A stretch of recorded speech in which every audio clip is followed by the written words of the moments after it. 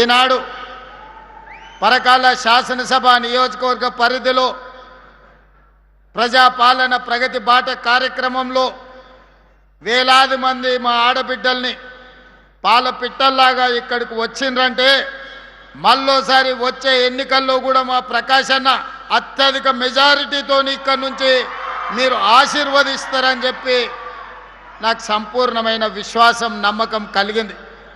ఈరోజు అనుభవం కలిగిన రేవూరి ప్రకాష్ రెడ్డి గారు ఈ ప్రాంత శాసనసభ్యుడిగా ఎన్నిక కావడం వల్ల మీ ప్రాంత సమస్యలు తెలిసిన వాడిగా ఈ ప్రాంతాన్ని అభివృద్ధి చేయాలన్న ఆలోచనతో పదే పదే సంబంధిత శాఖ మంత్రులతోనే కాదు ప్రత్యక్షంగా నన్ను ఎన్నోసార్లు వారు వస్తూ వారే రాకుండా మా పార్లమెంట్ సభ్యురాలు కావ్యమ్మని కడియం శ్రీహరి గారిని కూడా తోడు తీసుకొని వస్తుంటాడు నా మీద ఒత్తిడి చేయడానికి, ఈ పరకాల శాసనసభ నియోజకవర్గాన్ని అభివృద్ధి చేయడానికి.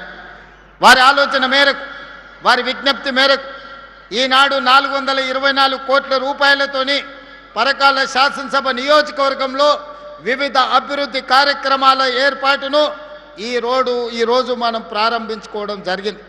అదేవిధంగా వారి చెక్ డ్యాంల గురించి, మినీ స్టేడియం గురించి, ఇండోర్ స్టేడియం గురించి వివిధ అభివృద్ధి కార్యక్రమాలకు కూడా వారి విజ్ఞప్తి చేసిండ్రు. నేను ఇన్ఛార్జ్ మంత్రి శ్రీనివాసరెడ్డి గారికి సూచన చేసిన నివేదికలు తెప్పించి ఈనాడు ఆ అభివృద్ధి కార్యక్రమాలను కూడా మీకు మంజూరు చేయడం జరుగుతుంది అని చెప్పి నేను ఈ సందర్భంగా విజ్ఞప్తి చేస్తున్నా.